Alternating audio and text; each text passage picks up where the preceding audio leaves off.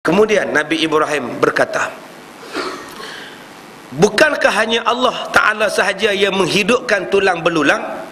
Allah Ta'ala berfirman, wa daraba lana masalan wa nasiya khalqah qala man yuhyil 'izam wa hiya ramim qul yuhyiha alladhi ansha'aha awwala marrah wa huwa bikulli khalqin alim.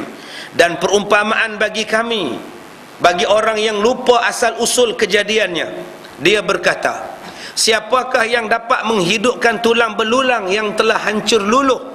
Ayat ini dipetikkan daripada surah Yasin. Seorang laki-laki bawa tulang kepada Nabi. Dibawa tulang manusia yang dah reput depan Nabi. Dipatahkan tulang tu depan Rasulullah. Kata laki-laki ni, "Hai Muhammad, ni tulang ni dulu orang, sekarang jadi tulang. Aku nak soal kamu, siapa yang boleh hidupkan balik tulang ini?" Maka Allah menjawab, katakanlah Muhammad kepada dia, yang akan menghidupkan balik tulang belulang itu ialah Tuhan yang menciptakan dia. Siapa yang buat tulang itu?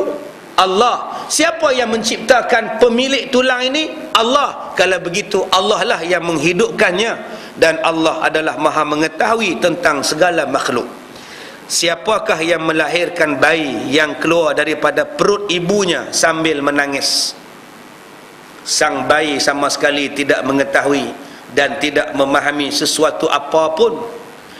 Cuba tengok bayi yang baru lahir, baju pun tak ada. Mana ada orang lahir-lahir siap dengan pakaian sepersalinan? Tak ada tuan-tuan, baju pun tak ada, teriak menangis. Mana ada? Kemudian siapa yang jadi cikgu pada budak tu?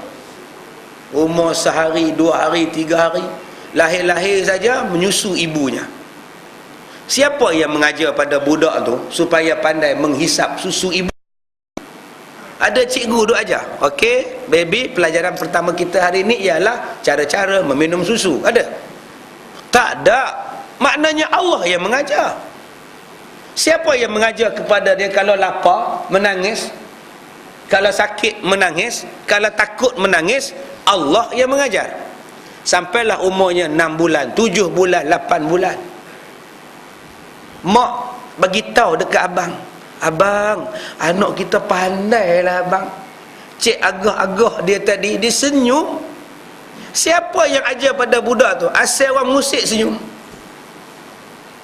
Ada mak dia ajar, "Baby, kalau mama buat macam ini, senyum tau." Tak, mak tak pernah ajar, tapi budak tu tahu. Budak ni pandai. Berapa banyak anak-anak yang mak dia kata pandai, pandainya anak mama. Siapa yang mengajar? Umur 2 tahun budak tu pandai.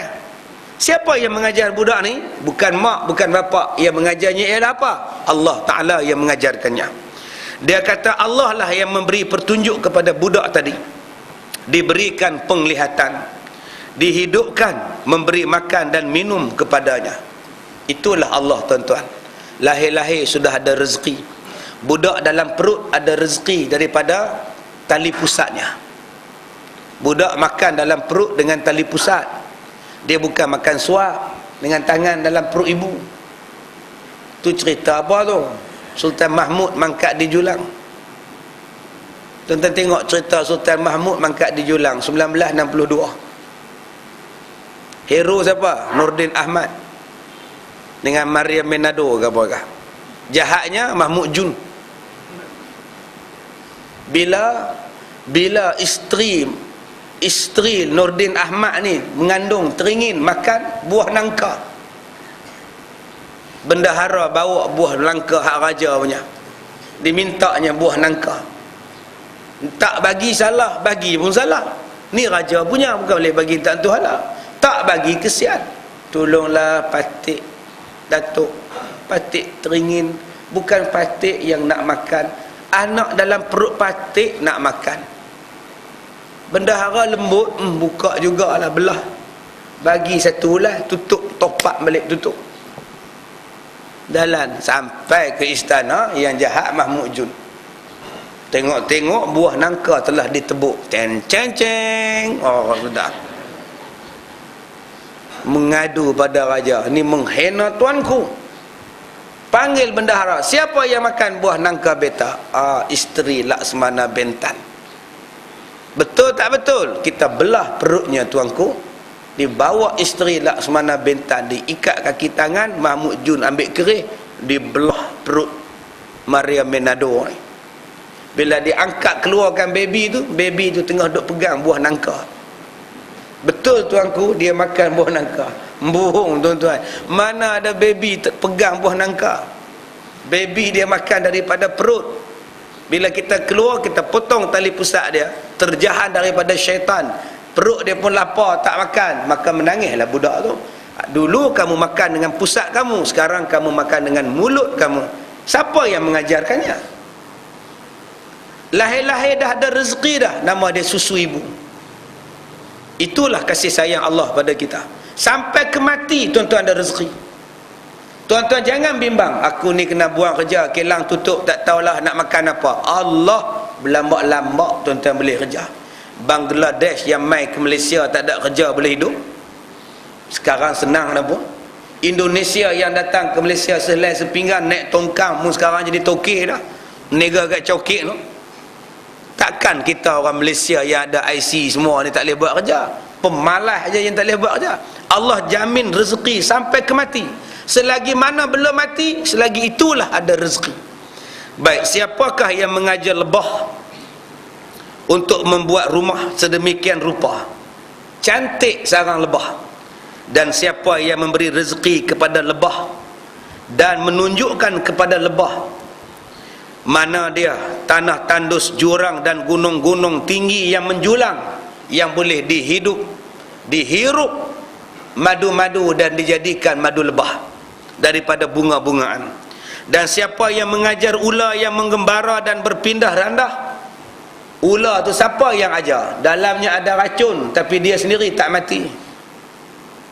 Dia sendiri tak mati dalam badan, dia ada racun. Tapi kalau dia pindahkan racun tu pada badan orang lain, orang tu mati. Tapi dalam dia sendiri ada racun, dia tak mati. Siapa yang pelihara benda itu? Satu hari Nabi berjalan dengan sahabat. Jalan, seekor ular berdiri dekat Rasulullah. Ular tuan-tuan berdiri sama paras dengan pinggang Rasulullah. Lalu Rasulullah bongkokkan, Rasulullah dengar ular tu bercakap. Rasulullah kata, ya Nabi hangguk. Ular tu pun tunduk jalan. Rasulullah ditanya oleh sahabat, Rasulullah, ular tu menatang apa? Apa benda ular itu? Ular tu jin, kata Rasulullah. Jin, jelmaan jin berbentuk ular. Ular tu pesan pada aku, bagi tahu kepada umat kamu, janganlah beristinja dengan tulang, sebab tulang itu makanan aku. Jin minta bagi tahu dekat umat manusia, janganlah istinja dengan tulang. Tulang ni makanan jin. Sebab tu tuan-tuan, haram basuh berak dengan tulang. Oh, maknanya kalau makan sup tulang okey ustaz, tak apalah, kongsilah dengan dia. Kan? Nabi, ular bercakap dengan Rasulullah. Ini yang dikatakan mukjizat Rasulullah sallallahu alaihi wasallam. Baik, dan siapakah yang mengajar belalang dan semut supaya tetap berlindung di sarangnya? Bila hujan turun, pandai semut duduk di bawah daun-daunan. Bila hujan berhenti, semut pun keluar balik. Kasih sayang Allah kepada semut. Dan sesungguhnya yang mengatur semuanya itu ialah zat Allah yang maha menghidup akan segala sesuatu dan menyempurnakan, dan Allah maha berkuasa lagi memberi petunjuk. Seorang penyair berkata, tanyakan kepada doktor yang ditimpa kecelakaan, wahai doktor yang tahu ilmu kedoktoran, siapa yang mensakitkan kamu? Doktor sakit jantung, pergi tanya dekat doktor, siapa yang mensakitkan jantung doktor? Tanyalah kepada orang sakit yang sudah selamat dan sembuh. Setelah semua bentuk pengubatan tidak mampu menolongnya, siapa yang akan menyembuhkan? Wahai orang sakit, doktor dah belah kamu, doktor dah ganti jantung yang baru, doktor dah buat macam-macam, sekarang tak sembuh juga. Agak-agak kamu, siapakah yang menyembuhkan kamu? Doktor nescaya menjawab, Allah. Pesakit juga akan menjawab, Allah. Mana kita nak lari daripada Allah tuan-tuan? Di mana kita nak letak Allah? Kalau kita tidak meletakkan Allah ni pada semua tempat dan ketika, Abul Faraj Ibnul Jauzi mengisahkan, seorang laki-laki setiap hari melihat seekor burung yang bawa sepotong daging, lalu dia memindahkan daripada suatu tempat di bandar dan dibawanya menuju ke puncak sebuah pokok kurma. Lalu laki-laki itu merasa heran, macam mana burung ni boleh mari duduk di atas pokok kurma? Setahun Imam Abul Jauzi, dia kata di atas sarang, di atas pokok ni tidak ada sarang. Kenapa burung ni datang tiap-tiap hari? Rupa-rupanya dia pun berhajat nak tengok apa di atas pokok tadi. Dia pun panjat pokok tadi. Bila dia panjat, dia menemukan seekor ular yang buta. Atas pokok tu ada seekor ular yang buta. Setiap kali ia merasa lapar, maka burung tadi membawa sepotong daging untuknya. Sementara dia buta, lalu dia mendekatinya. Apabila dia mendekatinya, dibukanya mulut, lalu burung itu pun menjatuhkan sepotong daging ke dalam mulut ular tadi. Siapa yang ajar pada burung supaya cari makan pada ular? Dan siapa yang ajar ular supaya nganga mulut burung nak jatuhkan daging? Subhanallah. Jawapannya ialah, Maha suci Engkau ya Allah. Jawapannya subhanallah, yang telah menundukkan burung terhadap seekor ular yang buta, dan ular tu pula dapat rezekinya. Subhanallah tuan-tuan. Inilah dia peraturan Tuhan. Cuba tuan-tuan tengok ikan dalam lautan. Sejak daripada kita belum ada sampai kita nak mati, mana pernah kering lautan daripada ikan? Siapa yang bagi makan ikan di laut berbilion-bilion? Siapa bagi makan? Tuan-tuan ragu-ragu ke dengan Tuhan? Kita duduk dalam bank ada 1 juta pun, kalau mati aku, kalau aku sakit, kalau aku pencin, apa yang aku nak makan? Duit dah 1 juta. Tak apa nak yakin dengan Tuhan ni. Beras 4 kampik di rumah, tak yakin lagi. Tak tahulah apa nak makan. Beras tu apa? Tapi dia tetap tak yakin dengan Tuhan. Seolah-olah dia boleh hidup 1000 tahun lagi. Padahal hidup dan segalanya ni ditentukan oleh Allah. Jadilah insan bertawakal. Insan bertawakal tuan-tuan, jadi redha hidupnya, jadi tenang jiwa.